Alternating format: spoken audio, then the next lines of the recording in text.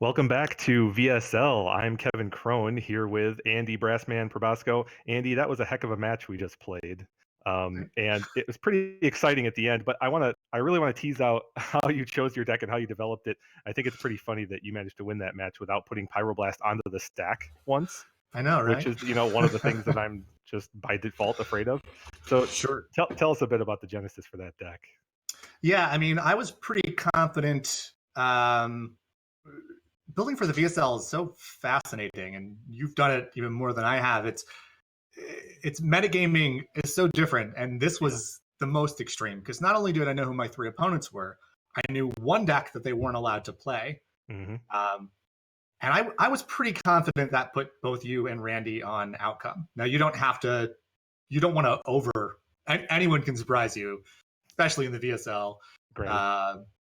But I didn't want to play specifically Lavinia Jeskai, as we've seen that like 5 times so far. It's a great deck. It is proven to be a great deck. But I want to try something a little different. And I've sort of loved Painter for a long time. Since back when it was actually good, when it was printed, hasn't been that good for a long time. But it just lets you leverage. The number one reason is all those Pyroblast, right? Of course. Yeah. The Painter turning the Pyroblast into Vindicates means you can run more and more without being too worried. You don't have to swap them out for Lightning Bolts and Swords to Plowshares. That's pretty much it. At some point, when I was deciding whether I wanted to have white in my deck for Lavinia and Rest in Peace, or black in my deck for Leyline of the Void, because I was also pretty confident Aaron was going to play something using the graveyard. Mm-hmm. And I sort of came across the idea of running Enlightened Tutor. Now, I called the deck Enlightened Painter because at first there were like 3 Enlightened Tutors in there. As the deck progressed, cool. They started disappearing until they moved to the sideboard, and then there was only one left. As Enlightened Tutor tends to do in Vintage. It's true. But there are a lot of interesting targets for it, and being a deck based on 2 artifact combo pieces, it's not exactly terrible on its own. I also kind of suspected 4 black was in the deck then? Yes. Okay. And then obviously Vampiric Tutor is just a better Enlightened Tutor, and Demonic is a better Enlightened Tutor. Yeah. So it's kind of edged them out. Cool. You have a bit of experience with what Aaron has brought to bear tonight also, right? I've heard you talk about this yes, deck, and you even considered playing it, did you not? I did, yeah. And I want to I'm sure I'll have a longer conversation when I'm hosting with Aaron later, but this was a deck that there's and she may have just said this in the intro, but someone on Magic Online has been playing. It's fascinating to look at, and I was so tempted, and I played a few games with it. One of the things I was afraid of is knowing that you and Randy are going to be prepared for Dredge because of Aaron, and I didn't want to walk into that. And she knows how to play around all that hate. I am not as experienced as she is with that. Understandable. And it's going to be very interesting to see. I don't know how to pilot this deck from her perspective any better than anyone else at this point, but it'll be very interesting to see how she decides to sideboard against both Randy and I with our lists that are so similar. For example, Leyline of Sanctity is clearly potentially an anti-Hurkyl's Recall technology. I have 2 of those. Randy has the full 4, which is pretty good post-board when she's trying to be mostly a workshop deck against Outcome. Yeah, I mean, not only that, bringing in the ley lines then? I absolutely. And specifically with your list and Randy's, I believe the only graveyard hate either of you have is targeted. Tormos Traps and Ravenous Traps. It also shuts off Ravenous Trap, yes. Mm-hmm. Which is interesting. And one of those other VSL things, as I was talking about before. Even if she didn't come to this event thinking, oh, Kevin's only going to have Ravenous Traps, but she knows now. And she gets to make that decision when she sideboards. That's true. Known deck lists inform that decision a great deal more. Do you think that how much does this deck in an outcome matchup sacrifice the dredge component to just bring in all those sideboard cards? Against outcome, it's a tougher question. The depth stage combo is not slow, but it's slow compared to outcome. Yep. And you and Kevin, or you and Randy, both have Caracas in your deck. You both have probably repeals, right? I didn't get a look, but that's right. I have 1. He has 2. Yeah, a lot of answers to Marit Lage that make it a little less appealing. Hmm. Um, and because the graveyard hit gets shut off by Leyline, I could see her plan being just, I hope I get a Leyline. Hollow One's another story. Maybe you like Hollow Ones anyway, just to have that option. Right. I would guess we don't see the stage, but it's one of those mind game decks, right? Where Right. If she thinks that Randy thinks that she thinks that Randy thinks, Right. then suddenly it The, becomes amazing. the leveling Uh, game is going to be fun to watch post game one. yeah. Let's look at Randy's deck too. Do you think there's any noteworthy standouts here from his list in terms of this matchup? I mean, he has a relatively straightforward storm-based list, Mm-hmm. and he can obviously just go faster than her, especially in game one if she doesn't have a 2 mana artifact on the first turn. Yeah, and game one, the dredge half of the dredge shop stack is not as threatening or fast as Hmm. a regular dredge deck. So he's got a few turns, um, but there also has to worry about no rods and Yeah. spheres. All right. Well, the players are ready, so we'll see how it pans out right now. Let's go down to the table.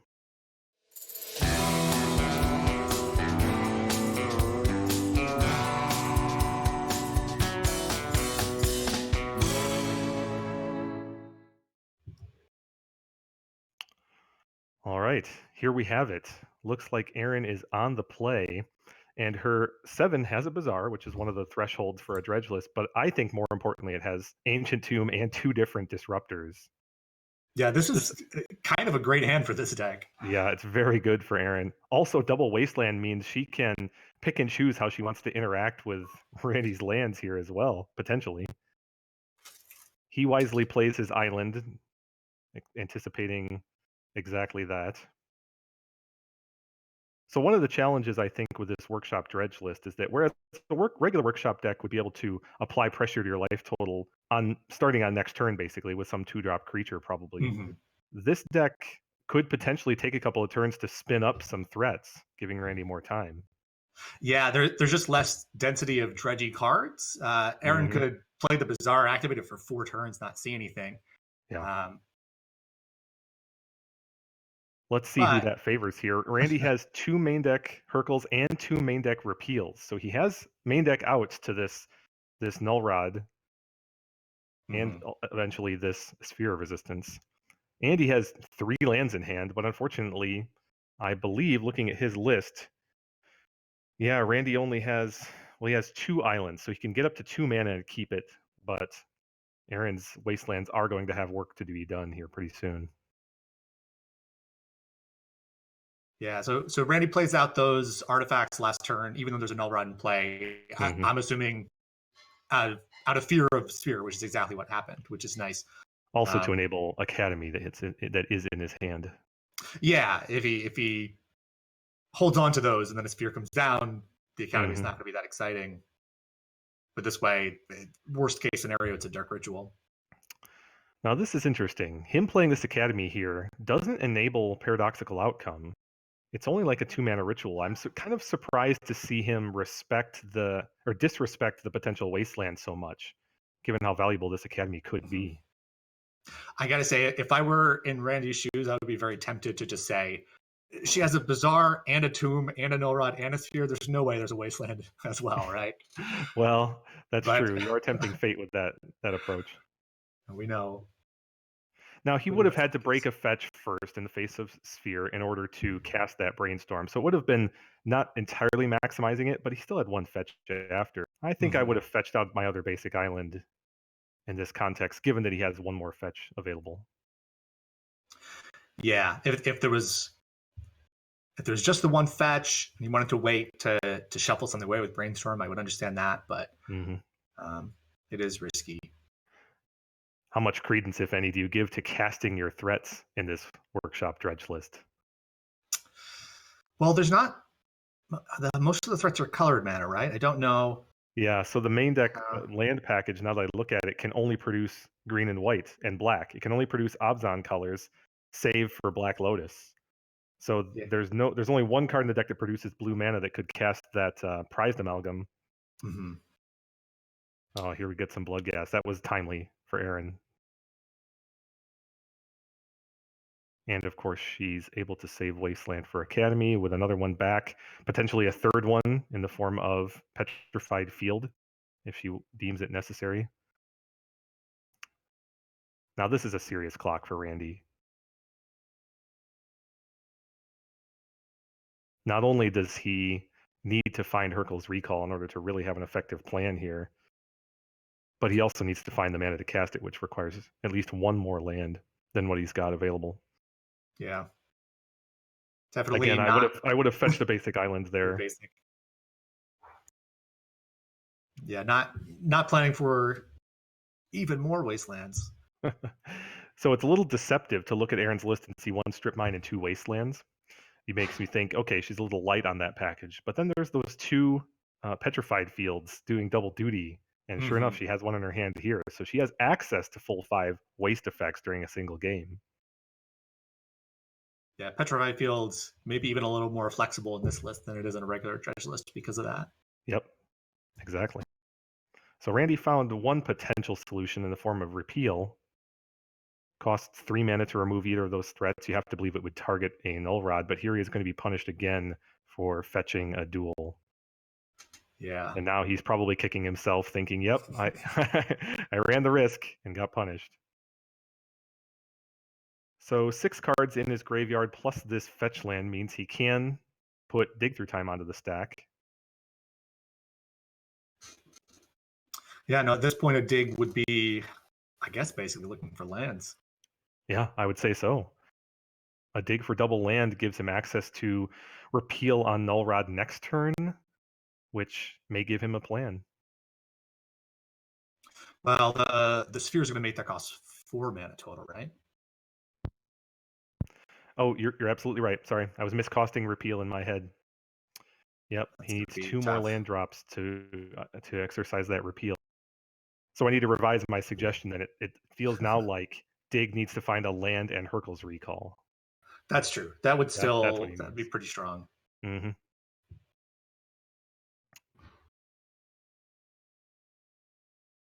Interesting too that he's going to have this Force of Will in his hand for so long this game. Yeah, it would have been so great in the opening hand, and then Right. not so great the turn he drew it. All right, here it is. Let's see if Randy's Dig Through Time delivers the goods. There are 2 Hercules main deck, which is Mm-hmm. nice for him now.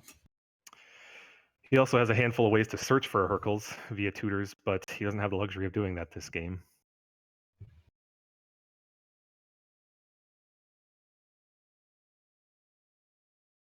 This draw has turned out to be very good for Aaron. She kept a 7, it had Bizarre, plus Disruption, plus 2 mana lands, and she relatively quickly found threats to come out of the graveyard. It really just couldn't have come together better, basically. Absolutely. I imagine most hands you're going to get maybe 2/3 of those things. Mm-hmm. And Yeah, this is just everything coming together. an embarrassment of riches for Aaron in this game, basically. And honestly, she also had access to and played. Oh, there we go. So we've got Night's Whisper, Snapcaster Mage, Soul Ring. Looks like a Mox. The screen is quite blurry for me at this point. Sensei's Divining Top, I believe. Unless the top 2 cards, which we can't see, are exactly Hercule's Recall and Land, I think we've got a problem for Randy here. Well, he got the land.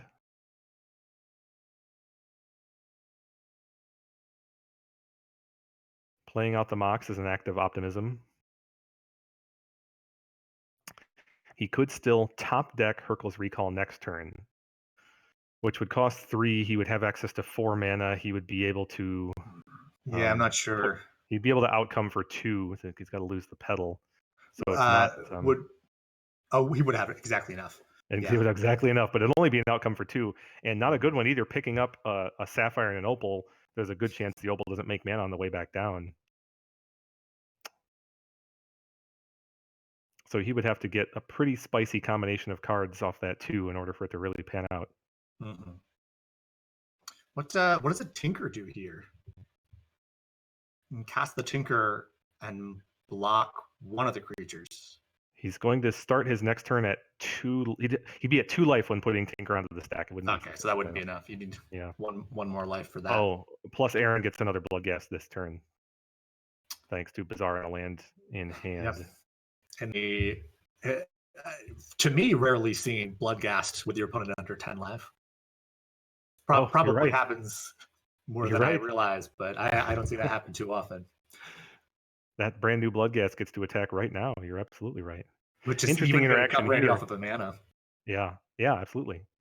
Interesting interaction here too. That Petrified Field can be on the board and facilitate a Bloodghast with no cards in hand. She won't need that. Actually, she has the option of keeping the sphere here and casting it. Oh, but she won't have enough mana to cast the sphere and activate the Petrified Field. Oh, never mind. She will if she gets the workshop back. Yep. So she can ditch everything but the sphere here. Get everything. Petrified Field for the shop to play the sphere and get back the Bloodghast and swing in, putting Randy to 1 with double sphere. Yeah. I kind of expect that to be Aaron's line. Yeah. I kind of expect that to be how this game ends. It looks like Aaron is doing her diligence and trying to consider what she really needs to play around here. What actual answer he has at this point. Exactly. So I suppose with only that play is potentially vulnerable to Force of Will, right? Which Randy does have. Mm-hmm. But he can't actually force as soon as he sees the Bloodghast. She'd really like to be able to get him to force and then put the Bloodghast into play and punish him for it. Yeah. But I don't think she doesn't have enough threats in hand to actually manufacture that. Yeah. That might be what she's considering now. That'd be really cool if she could. There's a non-zero chance that if she makes this play and puts this oh no, I was gonna say she could just cast the sphere. That doesn't punish Randy quite so much for this Force of Will. Actually, now that I think about it, I think this play is inferior to getting back the Bloodghast in the shop. I like getting back the Bloodghast shop too. The one thing this does do is not commit the Petrified Field to the workshop. It can be a wasteland later if for some reason that's necessary. That's fair. That's fair.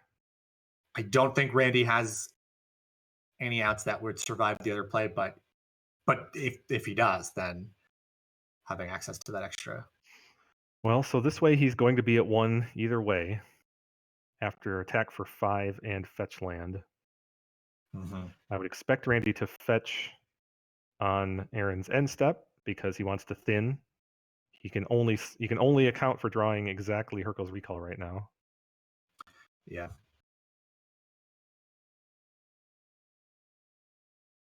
What about is there a Fragmentized main?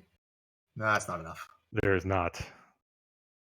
I guess if there was one lock piece, that might be a consideration. But so Randy did fetch and he drew Mox Opal for the turn. So here we go. Now we get the interest of the sideboard technology.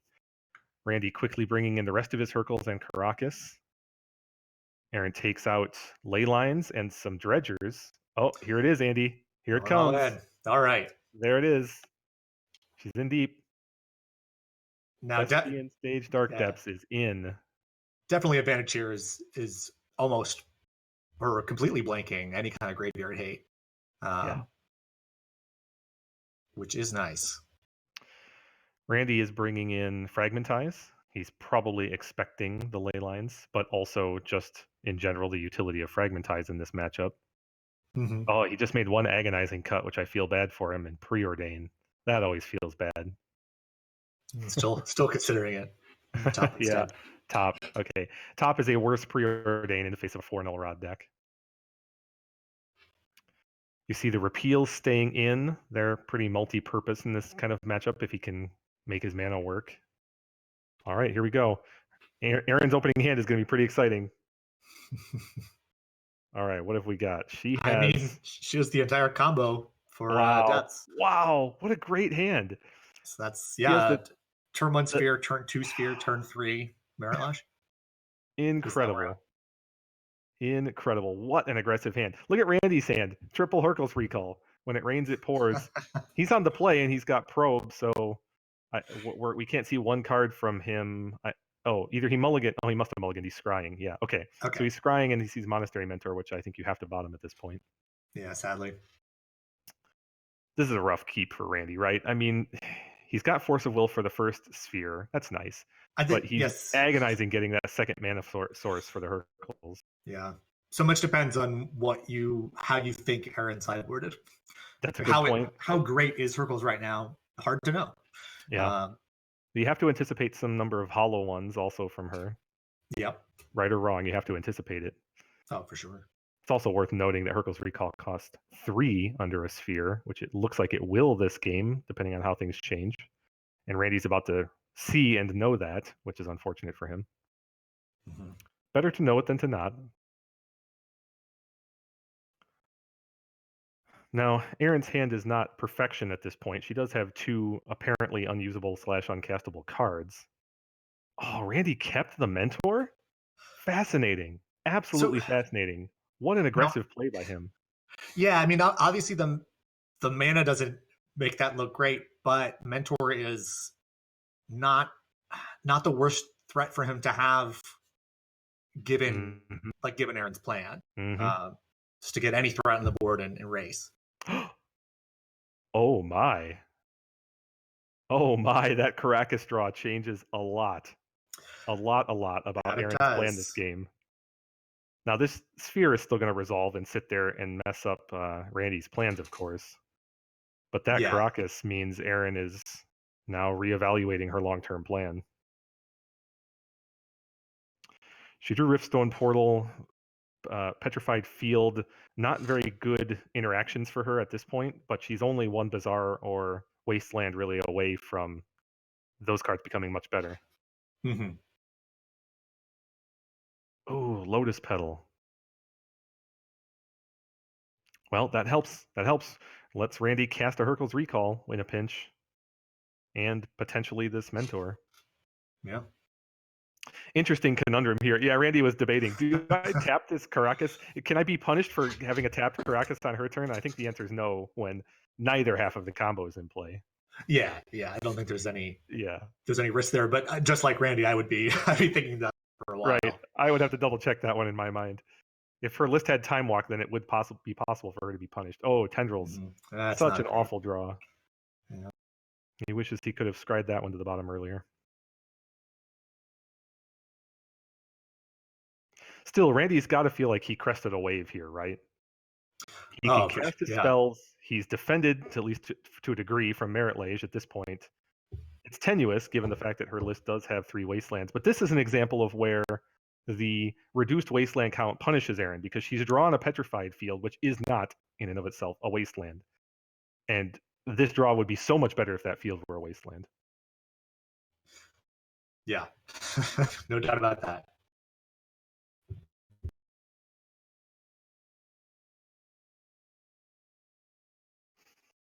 My head keeps jumping to the old legend rule. Can the Thespian stage deal with the Caracas? It can't.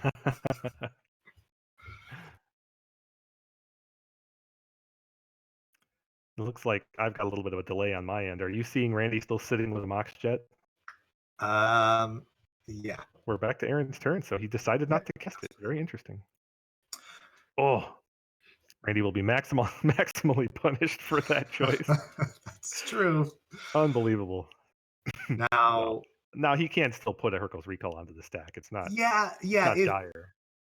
If Randy's just planning on casting a Hercules at the end of turn, that's an extra storm for either Tendrils or Mentor. Mm-hmm. So that makes sense. Holding on to the agony.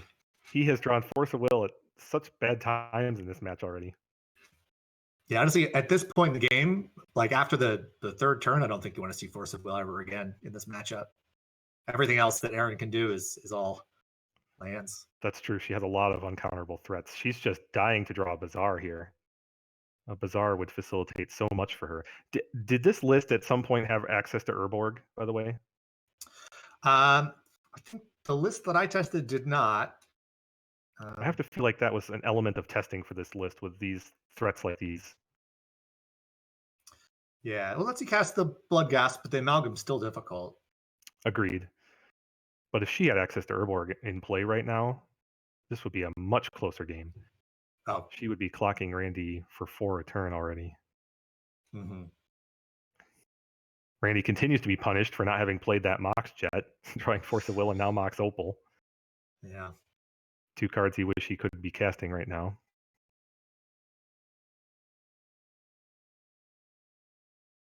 We So are I don't. approaching a point, though, where Randy's going to be seriously considering pulling the trigger on the end step Hercules recall. Yeah, I don't hate the way that plays out for him. I was just going to say one more artifact and it starts looking really interesting. Or the main phase Hercules recall. Oh, this is the hand to do that. Yeah, that could get you a mentor in play right now. I Waiting in was a turn. about to ask, how close was he to a Tendrils kill right there? Hercules is 1, Jet, Soul Ring, Opal is 4, Hercules again, yourself, is 5, Jet, Soul Ring, Opal, Tendrils. He had Tendrils for 18 right I, there. I'm not sure if the color mana works out because you need to be the Soul Ring's not in play when the Opal is, so you need to Yeah, but play you're the floating Jet, you're play the floating a Soul. colorless off the second Hercules. Okay, And with that, you've got Jet, Opal, Soul Ring with no mana floating, and those 4 exactly cast Tendrils. I think Randy had lethal right there. yeah, I think possibly.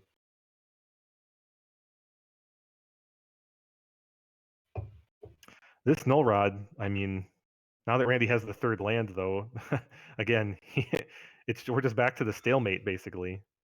hmm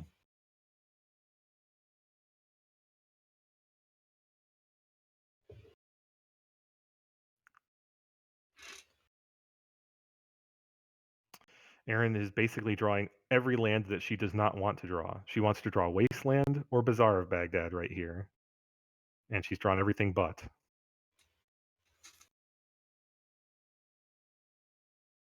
Yeah, I think it's pretty likely we see the end of turn Hercules now, and then any number of Randy gets to pick one of 4 different ways to win from that point. Yeah, the Mentor is quite strong with 3 artifacts in hand here and still a Force of Will and his own Hercules. So he can just Mentor plus play out the artifacts, go to his next turn, and Hercules himself probably for the kill.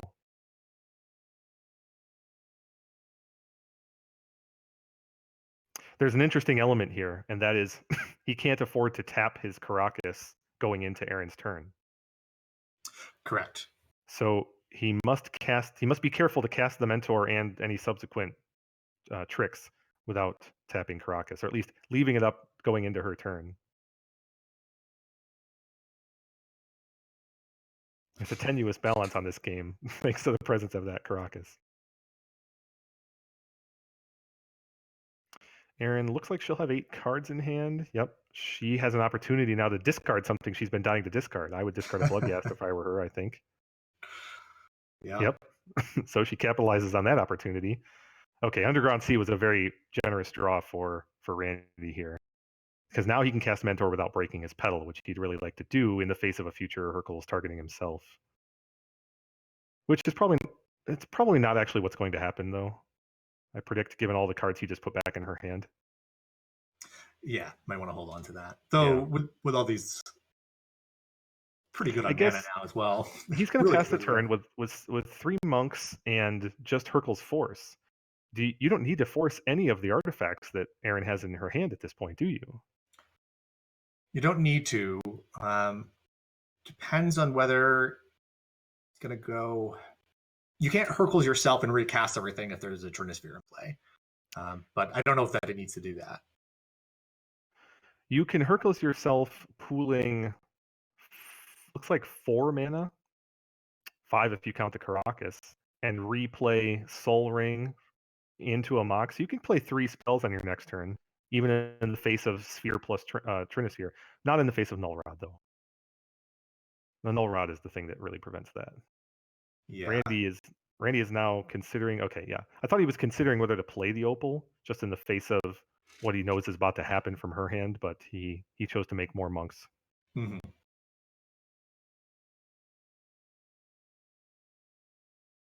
Yeah, it'll be interesting to see how Randy navigates the turn that's about to happen. Aaron would probably be best served to lead with Null Rod because Randy can just float Hercules mana in response to a Null Rod. So she wants to make him do that and then move through combat to prevent that particular bad outcome. Yeah, I don't think she needs to be too worried about sequencing from a counterspell perspective, because I don't think Brady can afford to lose the Hercules. That's a fair point. Well, no, she does. She hasn't seen his hand. I'm taking Randy's No, seen her hand. Okay, that's right. so she's not explicitly worried about Hercules or Force. Yeah, She also knows, I mean, this is a paradoxical storm deck, right? The fact that Randy's going to pass the turn without putting paradoxical outcome onto the stack right here, which he obviously would right here and now. yeah, So she's going to know that something's up. She's going to know he has some kind of defensive cards left in his hand. Because yeah. anything They're else that not was proactive, they're demonic not tutor, gush, preordained. Yeah, they're not right? It's tutored. not preordained, right? Any of those proactive cards would have been put onto the stack right now. She could probably properly conclude a short list of cards that would be in his hand. Force of Will, Hercules Recall, probably not Fragmentize, since you have to believe it would have been cast earlier. Mm-hmm. And I would say Repeal. Those are the short list of cards that would still be in his hand after passing this turn.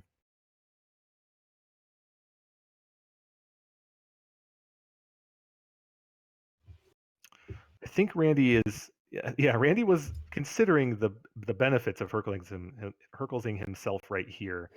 He would get 5 more monks out of the deal, and 1, 2, 3, 4. He could pass the turn with hard cast Force of Will available. But 5 monks plus a mentor and not casting any spells next turn is not actually that impressive. Well, you could Reddy could Hercules himself and play 2 artifacts. Right. You know what? That's a good point. Cuts him off from the Force of Will plan for the most part, but he also is aware that he can't tap that Caracas. So, well, that is to say, he could leave it open and then use it to cast Force on her turn. That was a viable line, but I think he made the right choice. Here we see Aaron leading the way I recommended with Null Rod. Randy didn't float mana in response, oddly. Yeah, so there's no need for her to. Right, she didn't need to go through combat. And once again, what did she draw this turn? It was some unhelpful card. Is it the 3rd stage, maybe? Yeah, I guess so. That's super unhelpful. Okay, so Mox Emerald is a pretty spicy pickup for Randy here. This is the kind of thing he just wanted spells he could put onto the stack to pressure her. Mm-hmm. We're kind of back to where we were 2 turns ago, except except now Randy has enormous threats on board and Aaron has a Bloodghast that can't block. Yeah, so Randy's just playing the I'll cast every spell I can every turn until you're dead plan. Yeah, I don't know if I've ever seen a 3 mana artifact with no abilities be this good. It's like a worse Darksteel ingot. Yeah. No, not ingot. Pendant. Darksteel pendant. Pendant? That's the one. Yeah. Okay, so in for a lot of damage goes Randy and the monks. Aaron is down to 7. 1, 2, 3, 4, 5, 6. She's not dead on board yet, but she can't tap an Ancient Tomb. Well, actually, she is dead on board, given that Randy has a spell he can cast in his hand. Mm-hmm. Now she's in the unenviable position of if he's holding Force of Will, I can't even put spells onto the stack and live. Mm. Oh, I'm sorry. Randy can't put a Force of Will on the stack either right now, thanks to Trinisphere. True. Can't even Boy, attempt. I mean, it's really unfortunate. Erin, again, just drew everything but the lands she wanted in her deck. Look at all those duplicates and useless lands in play. 2 tombs, 3 stages, 2 shops. If any one of those were a Bloodghast, I'm sorry, a Bazaar of Baghdad, I think Bloodghast would have come out much earlier and potentially won this game for her.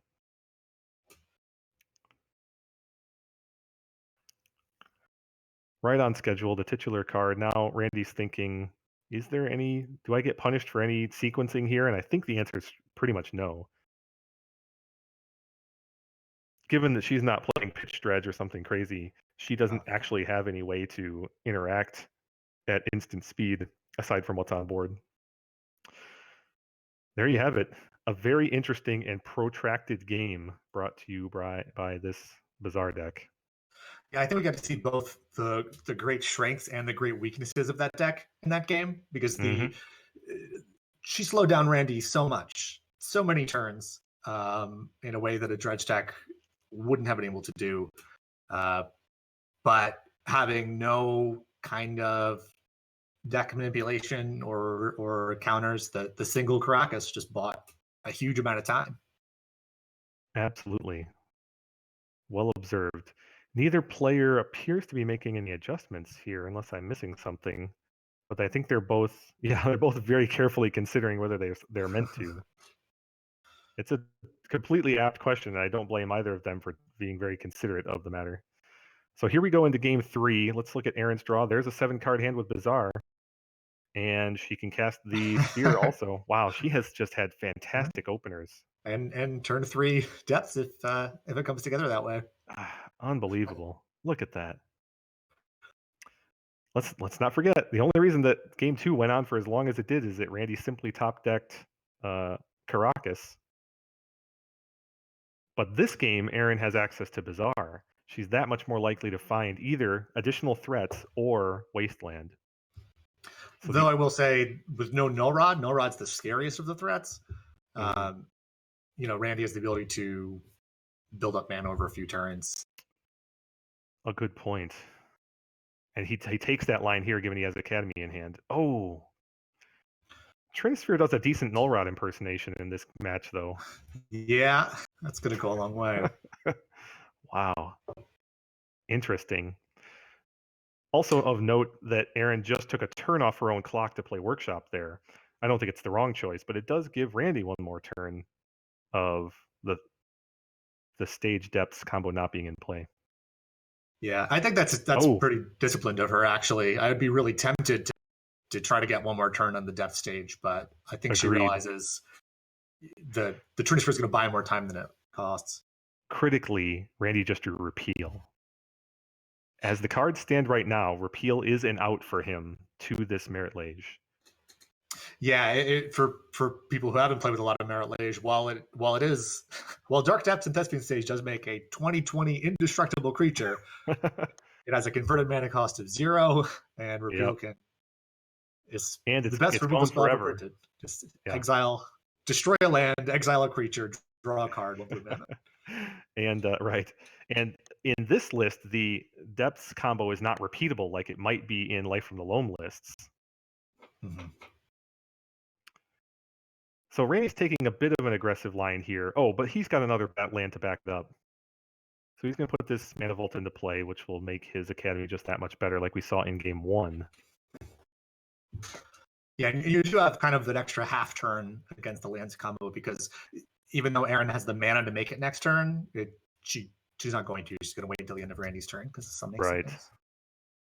And now Randy is both happy and stressed out probably to see that Dark Depths, because now he knows that his grip on this game revolves entirely around this repeal. But it Mm-hmm. looks like, barring, I don't know, no, I don't think there's any way that Aaron can stop him from repealing Merit Lage, assuming she makes it on end step, which we all expect her to do. So for anyone who hasn't actually seen this combo executed, Dark Depths says it starts with 10 counters and you can remove it with mana activated ability.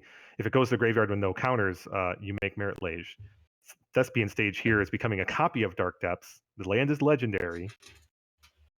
The copy is going to go to the graveyard having received no counters from coming into play. So you see the tapped Thespian Stage, now Dark Depths land, is a Dark Depths, going to the graveyard, triggering itself to put Merit Lage into play. This one of the scariest tokens ever. And here we have Randy calmly tapping 3 mana for repeal X equals 0, but he has to pay 3 for the Trinisphere. And he draws a card for the deal. Aaron is probably perturbed but not put out too much because she has Bazaar of Baghdad, which can cure a lot of ills here. And just like that, she's got half the combo again. She dumps Prized Amalga. As we discussed, she can't cast them in this list, save Black Lotus. As soon as she finds a Bloodghast, the clock will be on. I have to believe that this game favors Randy from this position, however. He has the Hercules and a Dig and a Probe. He's going to see 10 new cards by the time it comes around to his next turn, likely. Yeah. And he's not directly under pressure. Neither half of the combo are in play. Were Aaron to cast any kind of Sphere or Rod effect this coming turn, it wouldn't cut Randy off of any of his plays, really. since a second sphere is functionally equivalent to the Trinisphere, and Null Rod is not doing a lot of work in the face of an inactive Opal and a Mana Vault. Now, with the Bazaar, Erin can hit 2 cards, right? She could get a Wasteland and a Null Rod. Good point. That would be a pretty powerful combo, but still, it would leave Randy with 4 mana and access to Hurkyl's Recall. Yeah. Randy's, I think, slow rolling his resources a bit here. This probe is a kind of a safe play, and also he does want to get more cards in the graveyard. He can't actually put Dig onto the stack right now. I'm sorry, he could. He'd have to tap Mana Vault. He doesn't want to if he can avoid it. Mm-hmm. Fragmentize really was a good pickup. Oh, for sure. That's a perfect play to do that doesn't commit you to the Hurkyl's line. It puts cards in the graveyard for him, but also it really powerfully overlaps with Hurkyl's. Do you think there's a reason for Randy to actually just hold the frag? He could just as easily EOT Hurkyl's on this board. Oh, right now? Yeah, I don't think playing the Fragmentize is necessary right now. Okay, I would agree. You can get more value out of it in one big turn. Mm-hmm. It feels like Randy is considering his options. He has access to a pretty aggressive dig through time here. And if he's probably counting his mana. He's got 1, 2 off the Academy, 3 from the Delta, 4. He can't use the Opal. So he's got 3, 4, 5. So he's got access to 6 mana, which if he digs into like an artifact and an outcome, he could potentially Hurkyl's and then go through multiple Mox Opals, turn Lotus Petals to put an outcome onto the stack, but it would be a lousy outcome at this point. Yeah. It'd only be outcome for 2. So he's probably thinking something a little more speculative. He does only need to hit 7 Storm for Tendrils to be lethal, and he already has 1 thanks to the probe. 2, 3, 4, 5, 6, 7. Yeah, if he found Tendrils and the mana to cast it off Dig, that would also be lethal this turn. It sounds like he's going for a longer term plan here, though. All right, yeah. So the Trinisphere being in the yard doesn't give him anything this turn, but means there's a lot more options he can do without having to use the Hurkyl's. Mm-hmm. Here we see the power of Bazaar digging Erin into replacement combo pieces. She's already replaced both halves of the stage depths combo that she used before. So here it is. Randy knows, he doesn't know, but he suspects he's on the clock. Mm-hmm. I do still believe this game powerfully favors Randy from this position. Is it possible for his dig to fizzle? Yes, it is, but it's highly unlikely.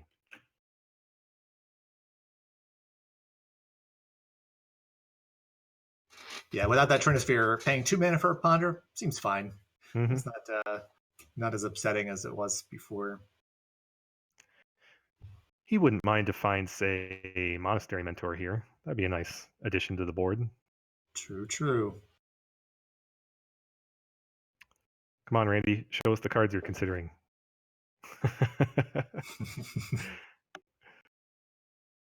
It's a little bit of the agony of the VSL commentators is that the pop-up boxes for these cantrips come up kind of in the middle of your battlefield, not down over your hand.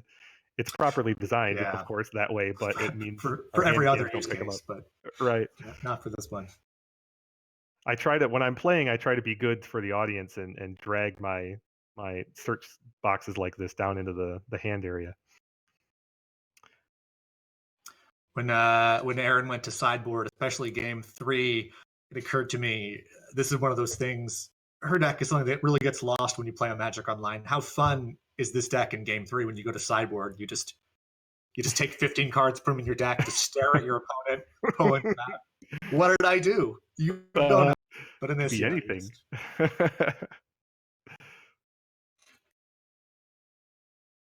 Hollow one. Well, she'll take it. It's better than nothing. I mean, that's exactly the sort of card she would want now if Randy wasn't going to win very fast. Oh, this is a bit of an agonizing choice, right? She wants Null Rod, and she wants Hollow One, and she wants Thespian Stage. She simply cannot have all 3. What do you think she prioritizes here? The Stage is obviously a game-ending play right now. Yeah, I think she keeps Stage and Null Rod, or I think that's what I do. Yeah. I think you're right. I think that's the best combination of the three.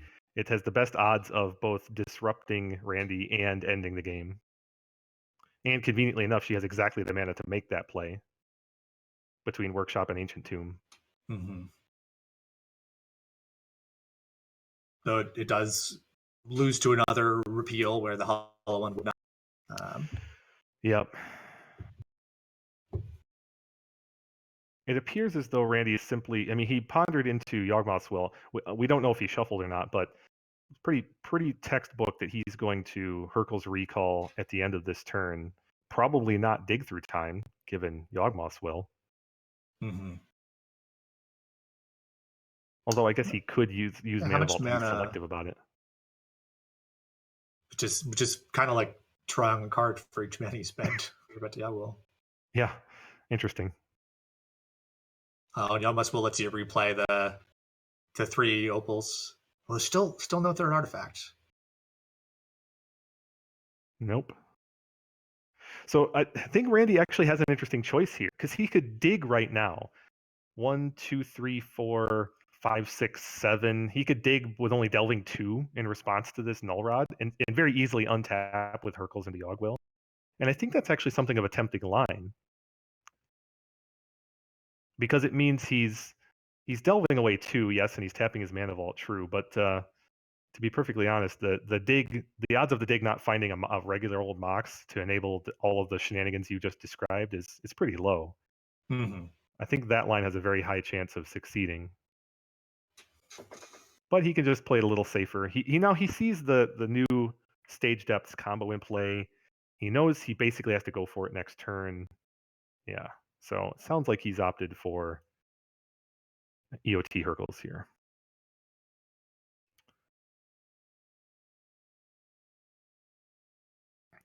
So if Randy didn't shuffle, he knows the card under Yawgmoth's Will. We don't know if he knows that just yet. But we're about to find out how good it is either way. If we see an upkeep dig, we know it's not so good. Yes, exactly. But almost everything short of Force of Will or land here is pretty good. Any cantrip he could double cast, any mana source. If it was a Mox, I think he would have played it instead of holding the Will last turn. True. But so if it's any kind of cantrip or proactive card, it's just doubly good right now. Well, as proactive cards go, that's one of them. Now it's ironic, he can't really. Yeah, it's not its best right now. No, but again, if he can tactically dig here and find artifacts to enable his opals, then I definitely think he's got it this turn between outcome for 3 and then Yawgwill outcome for 3 again.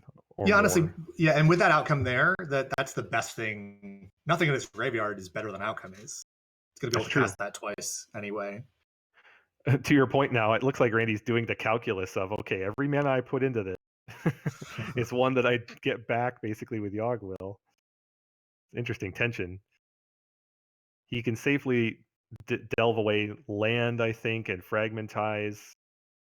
But Ponder's pretty attractive. Hurkyl's is pretty attractive. Be interesting to see what happens here. I don't see him tapping any more lands just yet, but he's still in the act of announcing, there we go.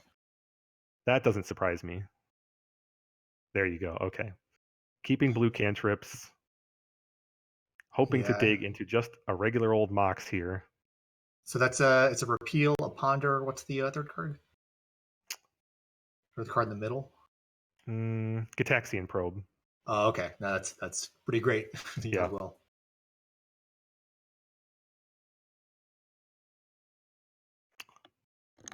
There we go. Okay.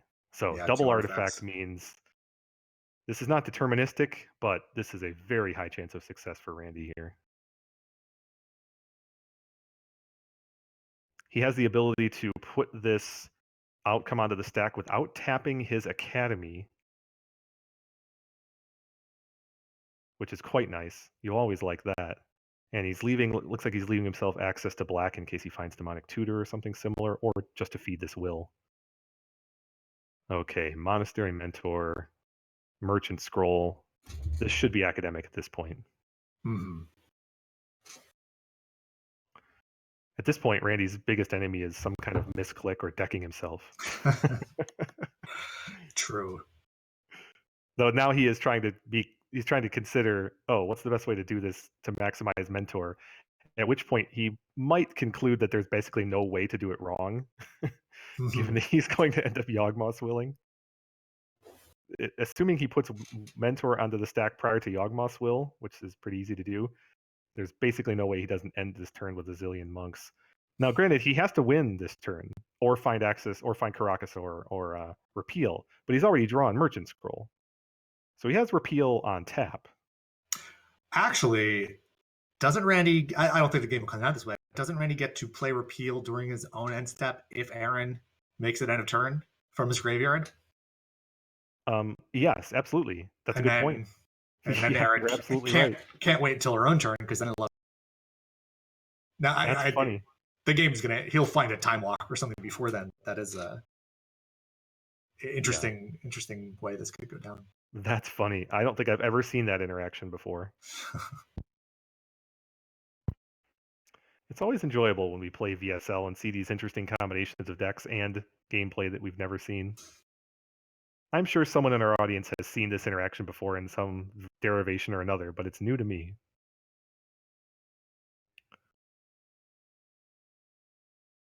So at this point, Randy's not even mucking around with Mentor. He knows that he can go through multiple outcomes plus Yawgmoth's will, probably to find Tendrils. Yep, sure enough. He's got now, I think that's Demonic Tutor. Or is it Vamp? That's Demonic with the, looks like the UMA art. Yeah. Oh, and he found Caracas as well. An embarrassment of riches for Randy.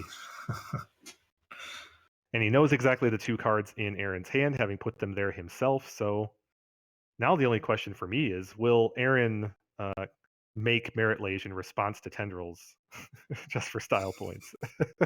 Yeah. It is an important question. Right? That's what I'm here for, this riveting commentary, to bring forth the important issues in Vintage. One of my dreams in life is to play a Merit Lage deck at a tournament, preferably Eternal Weekend. Mm-hmm. I don't know if you remember the game Horror Clicks had this Cthulhu statue that was like this big. Nice. For this like little miniatures game. It was supposed to be. You want that to be your token? Oh yeah, I want to have it under the table, end of turn. Boom. Love it. Maximum style points. Aaron is in for the totality of it. She is not going to concede. She's going to let her life total go to 0. There it is. All right. Well, congratulations to Randy. And so Randy has won his first match of the night, which means he's in the playoffs. His 3-0 plus 1-0 just now means Randy's in. Guaranteed. Now he's playing for seeding and positioning. Mm-hmm, so he wants to continue to do well because he's still live for the 6-0, of course. He wants to keep us out. Yep. That's important too. So next up for match 3 of the night, we have Aaron versus yourself, Bressie, and Randy and I will be back here on commentary. So good luck with your match, and we'll talk to you later. Talk to you later.